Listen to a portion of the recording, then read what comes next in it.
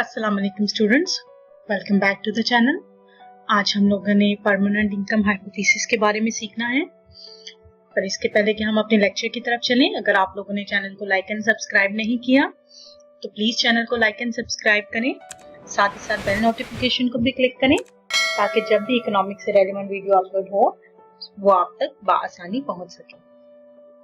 Description box को भी जरूर देखिएगा क्योंकि उसमें मैंने यूजफुल वीडियो लिंक्स शेयर किए हुए हैं ताकि आप अपनी नॉलेज में मजीद इजाफा कर सकें। तो चलें हम अपने लेक्चर की तरफ चलते हैं। जी स्टूडेंट्स, आज हम लोगों ने मिल्टन फ्राइडमैन का नजरिया मुस्तकिल आमदनी, जिसे परमानेंट इनकम हाइपोथेसिस कहते हैं, उसको देखना है। जहां पर स्लाइड्स की जरूरत होगी मैं आप लोगों के साथ स्लाइड्स शेयर करूंगी। जहां पर आपकी बुक से हम कॉन्सेप्ट को क्लियर कर सकेंगे वहां हम अपनी बुक की तरफ देखेंगे। चलें हम अपनी लेक्चर को स्टार्ट करते हैं। शिकागो यूनिवर्सिटी के मॉनेटरिस्ट अमेरिकी नोबेल इनाम याफ्ता मिल्टन फ्राइडमैन ने ये थ्योरी 1957 में अपनी किताब a theory of consumption function में फंक्शन सरफ के मुतालिक मुस्तकिल आमदनी का नजरिया पेश किया। ये शिकागो यूनिवर्सिटी के मॉनेटरिस्ट, इन्होंने मॉनेटरी इकोनॉमिक्स में काफी सारी थ्योरीज पेश की, जिसमें से मुस्तकिल आमदनी का नजरिया एक है,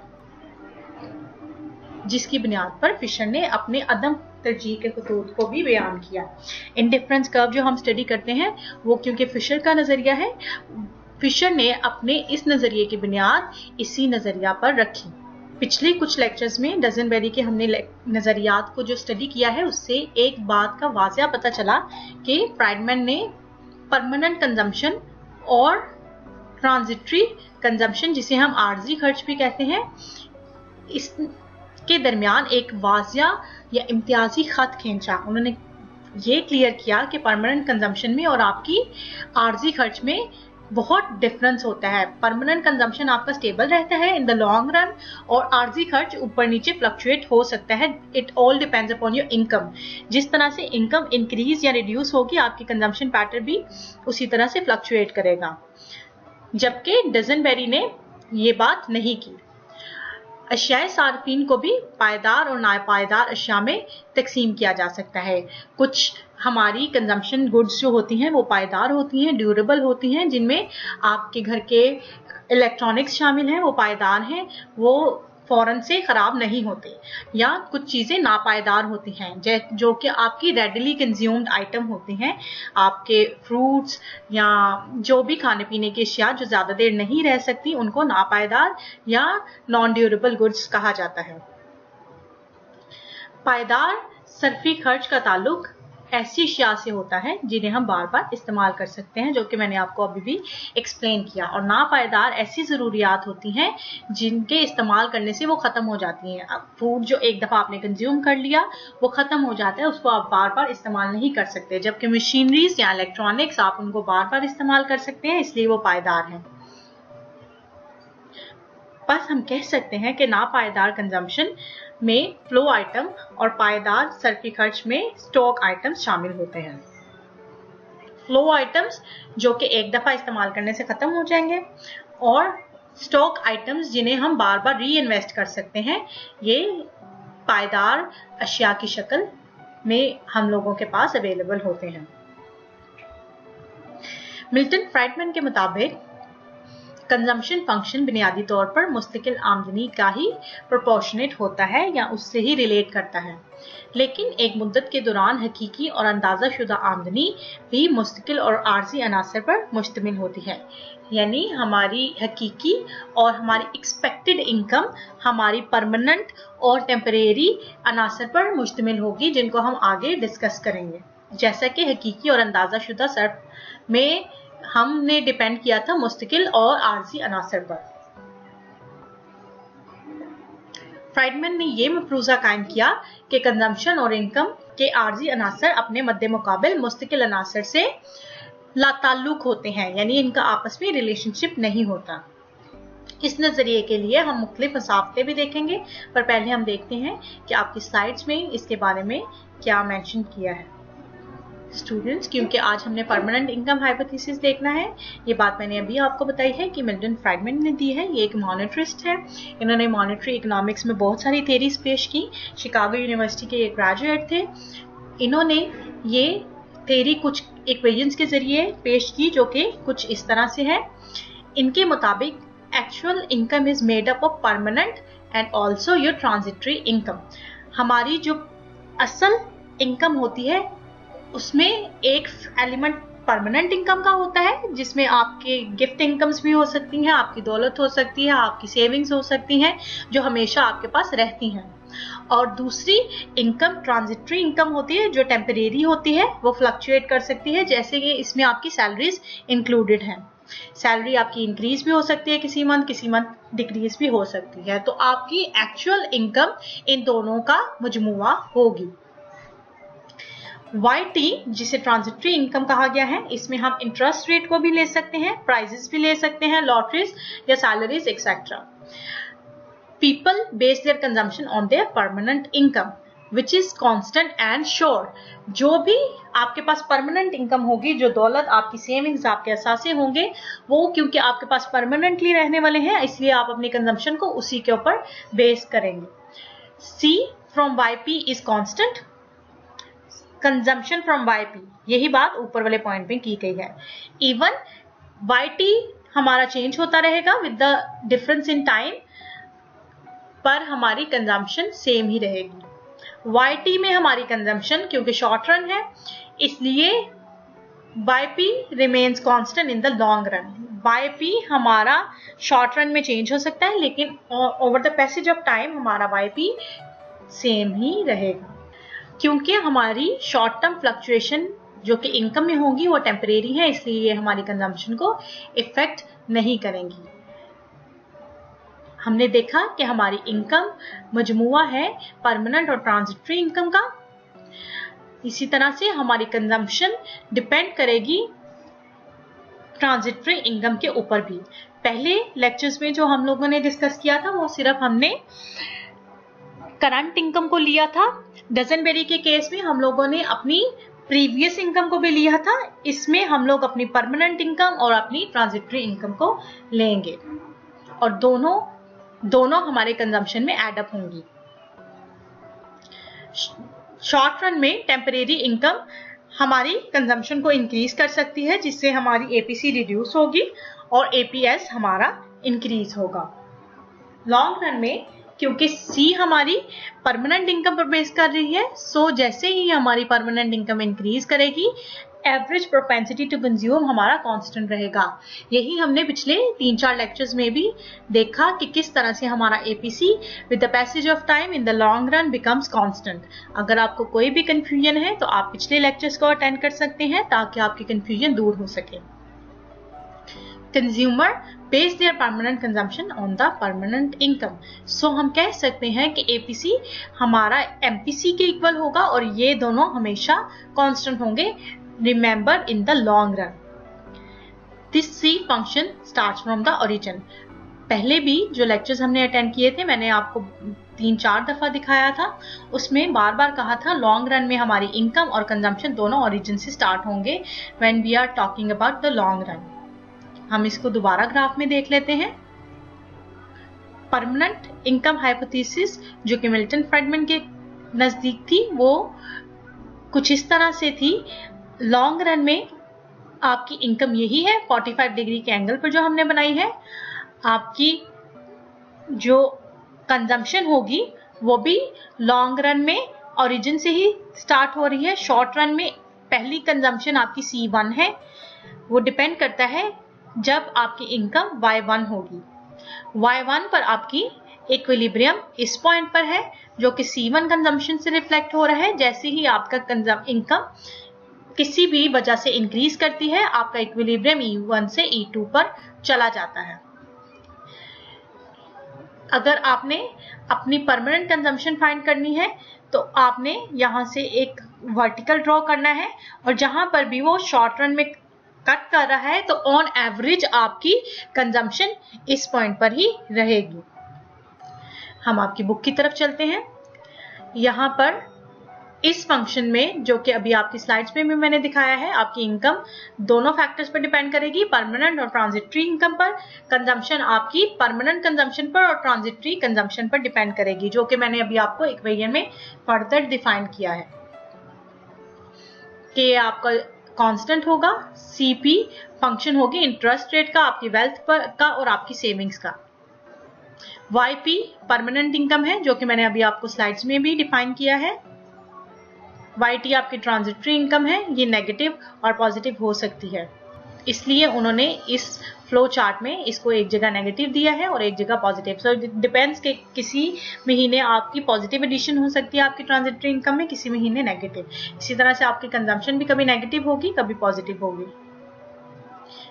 same is the case for transitory consumption which depends upon your interest rate, wealth and your savings as well as your permanent income। हम आगे चलते हैं। ये इक्वेशंस अभी मैंने आप लोगों को स्लाइड में डिस्कस की हैं, लेकिन यहाँ पर जो बातें काबिले गौर हैं उनको हम एक दफा देख लेते हैं। परमानेंट इनकम और ट्रांजिटरी इनकम के कमोबेश होने का इन्हिसार हमेशा आपकी ट्रांजिटरी इनकम पर होता है। अगर आपकी ट्रांजिटरी इनकम पॉजिटिव है या मुस्बत है तो आपकी मय्यड इनकम ग्रेटर होगी आपकी परमानेंट इनकम से। अगर ये मनफी है तो आपकी मय्यड इनकम कम होगी आपकी परमानेंट इनकम से। अगर ये वैल्यू सिफर है तो आपकी परमानेंट इनकम और मय्यड इनकम दोनों एक दूसरे के बराबर होंगे। इसी तरह से कंजम्पशन का भी इन्हिसार ट्रांजिटरी कंजम्पशन पर ही होता है और वैल्यू सेम ही आती हैं। अगर सीटी आपका पॉजिटिव है तो CM will be greater than CP. अगर सीटी मनफी है तो CM will be less than CP. अगर ये जीरो है तो दोनों एक दूसरे के बराबर होंगे। डायग्राम के जरिए से, इस डायग्राम के जरिए से हम लोग इस कॉन्सेप्ट को थोड़ा ज्यादा समझने की कोशिश करते हैं। Consumption when the working person is working during his early age को हमने एक्स एक्सिस पर लिया है और कंजम्पशन इन हिज रिटायरमेंट को हमने वाई एक्सिस पर लिया है, जो कि W1 से रिफ्लेक्ट हो रहा है और ये वाला पॉइंट W0 से रिफ्लेक्ट हो रहा है। यहाँ पर उसकी मैक्सिमम इनकम जो है वो W0 है और यहाँ पर at the time of retirement उसकी मैक्सिमम इनकम W1 है, जो कि उसकी बजट लाइन को भी रिफ्लेक्ट कर रही है। लेकिन एक नॉर्मल इंडिविजुअल या एक इंसान उतना ही कंज्यूम कर सकता है जो कि उसके बजट के अंदर हो। आईसी कर्व, जो कि उसका डिजायर्ड कर्व है, वो चाहता है कि वो इस पॉइंट पर कंज्यूम करे या मैक्सिमम इस पॉइंट पर कंज्यूम करे, लेकिन दर हकीकत एक्सटर्नल फैक्टर्स की वजह से वो इन दोनों पॉइंट्स पर अपने अखराजात को नहीं ला सकता, इसलिए उसको इन दोनों के बिटवीन कोई पॉइंट डिसाइड करना पड़ेगा और इन दोनों के दरमियान वो पॉइंट अपना तब डिसाइड करता है जब वो एक आईसी कर्व या अपनी डिजायर कर्व को ड्रॉ करता है जिसमें वो suitable combination of X and Y choose कर सकता है। इसलिए पॉइंट ए उसका डिजायरेबल पॉइंट है या इक्विलिब्रियम पॉइंट है, जो कि टेंजेंट है टुवर्ड्स हिज बजट लाइन। इसको C1 से रिफ्लेक्ट किया गया है, इसलिए इतना वो अब कंज्यूम कर सकता है। OC1 उसकी कंजम्पशन होगी और OC0 यानी इस रेक्टेंगल के अंदर रहते हुए वो अपने अखराजात को मैनेज कर सकता है और ये ट्रायंगल जो बाहर की तरफ बनी है वो उसकी सेविंग्स या बचत को रिफ्लेक्ट करती है। अब हम इस ग्राफ को एडिशनल कंजम्पशन या इंक्रीज इन इनकम के साथ समझने की कोशिश करते हैं। 45 डिग्री जो कि हमारी परमानेंट इनकम को रिफ्लेक्ट कर रही है, ये कर्व बिल्कुल वैसा ही है जैसा डेसनबेरी के ग्राफ में हमने देखा था। ये वाला कर्व हमारे इंडिफरेंस कर्व का है, जो कि हमारा फर्स्ट यूटिलिटी कर्व है। जैसे ही उसकी इनकम में इंक्रीज आया, ये कर्व बाहर की तरफ शिफ्ट हो गया टुवर्ड्स 2W0। जब वो 2W0 पर आया तो उसकी कंजम्पशन पहले यहाँ थी, अब उसकी कंजम्पशन में इंक्रीज हो गया है तो वो पॉइंट ए से पॉइंट बी की तरफ मूव कर गई है। यानी पहले उसकी consumption C1 A C0 O थी, अब उसकी कंजम्पशन बढ़कर O 2C1 W not O हो गई है। ये बड़े वाला रेक्टेंगल अब उसकी इंक्रीज्ड कंजम्पशन को रिफ्लेक्ट कर रहा है। लेकिन इंक्रीज इन इनकम के बाद वो इससे फर्दर इंक्रीमेंट नहीं एक्सपेक्ट कर सकता अनटिल और अनलेस उसको कोई गिफ्ट इनकम हो हासिल हो या उसकी वेल्थ में सडन इजाफा हो जाए। सो अगर आपने अपने ग्राफ में इंक्रीज इन इनकम का इफेक्ट शो करना है तो आपका ग्राफ आउटवर्ड मूव करेगा और आपका रेक्टेंगल का एरिया पहले से बड़ा हो जाएगा। अब चूंकि हमने कहा था हमारी परमानेंट कंजम्पशन हमारी परमानेंट इनकम का फंक्शन होगी, यहाँ पर के फंक्शन को रिफ्लेक्ट कर रहा है। ये वही इक्वेशंस हैं जो अभी हम लोगों ने ऊपर आपकी बुक में और स्लाइड्स में देखी है। तो हम अपने फंक्शन को इक्वेशन की फॉर्म में उसी तरह से लिख सकते हैं कि हमारा कंजम्पशन फंक्शन डिपेंड करता है ट्रांजिटरी इनकम, इंटरसेप्ट और परमानेंट इनकम पर। ये वही ग्राफ है जो अभी हम लोगों ने आपकी स्लाइड्स में देखा है। यहाँ पर भी उन्होंने कुछ ऐसा ही इफेक्ट शो करने की कोशिश की है। ये आपकी लॉन्ग रन इनकम है, या आपकी लॉन्ग रन कंजम्पशन है, या आपकी शॉर्ट रन कंजम्पशन है, जिसमें आपकी अगर आमदनी रिड्यूस होती है शॉर्ट रन में तो देखें आपकी कंजम्पशन ए से पॉइंट ई की तरफ आ गई है। अगर आपकी कंजम्पशन इंक्रीज होती है तो आपकी इक्विलिब्रियम yp डैश से ypm डैश पर चली जाती है, यानी from point A to point B. लेकिन लॉन्ग रन में ये कंजम्पशन इंक्रीज होकर पॉइंट डी पर आ जाएगी। सो जैसे ही आपकी इनकम रिड्यूस हुई तो इक्विलिब्रियम चूंकि पहले ए पर था, ये rectangle O M A Y dash O बन रहा था, ये रिड्यूस होकर इस तरफ पॉइंट ई पर जब आया तो आपका रेक्टेंगल छोटा हो गया, कंजम्पशन एरिया आपका छोटा हो गया, जो कि TEYMO कहलाएगा। जैसे ही आपकी इनकम में इंक्रीज हुआ तो आपकी कंजम्पशन इन दोनों कंजम्पशन से ज्यादा हो गई और आपका एरिया OYM डैश D और S बन गया। सो ये सारा एरिया अब आप कंज्यूम कर सकते हैं in the case of increase in income. मुस्तकिल आमदनी के कुछ अजम्पशंस थी, कुछ नजरियात थे। उनमें से पहला नजरिया जो था वो कुछ इस तरह से था कि मुस्तकिल आमदनी और आर्जी आमदनी में कोई कोरिलेशन नहीं होगी, यानी आपकी टेम्परेरी आमदनी किसी भी तरह से डिपेंड नहीं करेगी परमानेंट इनकम पर, और परमानेंट इनकम किसी भी तरह से टेम्परेरी इनकम पर डिपेंड नहीं करेगी। ये दोनों हर लिहाज से आजाद होंगे, इंडिपेंडेंट होंगे। आपका मुस्तकिल खर्च कंजम्पशन जो कि आपकी परमानेंट है और आपकी ट्रांजिटरी कंजम्पशन में भी कोई रिलेशनशिप नहीं होगा। ये कुछ असम्पशन है जिनको आपने अपने मद्देनजर रखना है। आपकी ट्रांजिटरी इनकम और ट्रांजिटरी कंजम्पशन में भी कोई रिलेशनशिप नहीं पाया जाएगा। इसमें रिलेशनशिप उन्होंने इसलिए इग्नोर किया है क्योंकि हमारी कंजम्पशन अपने फैशन, अपनी चॉइस के लिहाज से चेंज होती है। अगर हम इनको डायरेक्टली कोरिलेट कर देते तो फिर हर इंडिविजुअल की कंजम्पशन सेम ही रहनी थी। इन मफरूजों से ये बात जाहिर होती है कि APC is less than MPC is less than APC, जबकि तवील अरसा में ये फंक्शंस प्रोपोर्शनल होंगे। इस नजरिए की कुछ खामियां भी थी, जिनमें से पहली खामी कुछ इस तरह से थी कि फ्राइडमैन का बयान करदा मफरूजा 3 जो 3rd नंबर पे उन्होंने कहा था कि MPC is less than APC गैर हकीकी है, अनरियलिस्टिक है, जिसमें उन्होंने कहा है कि आमदनी में कमी बेशी से सारफ के सरफी खर्च पर कोई असर नहीं पड़ता। जबकि ये बात बाद में डिफरेंट इकोनॉमिस्ट ने साबित की थी कि ये दोनों एक दूसरे के साथ इंटरकनेक्टेड है और आपस में इनका गहरा ताल्लुक है। विंडफॉल गेन होता है इस तरह से कि आपकी कोई लॉटरी लग जाए, आपको कोई गिफ्ट इनकम मिल जाए या कोई आपकी माली इमदाद कर दे तो उसको हम विंडफॉल गेन कहते हैं। तो वो इंसान जिससे विंडफॉल गेन होगा वो तमाम रकम बैंक में तो जमा नहीं कराएगा, बल्कि उसका कुछ हिस्सा अपने इजाफी खर्च पर इस्तेमाल करेगा, यानी अपनी एक्सपेंडिचर को वो इंक्रीज करेगा टेम्परेरीली।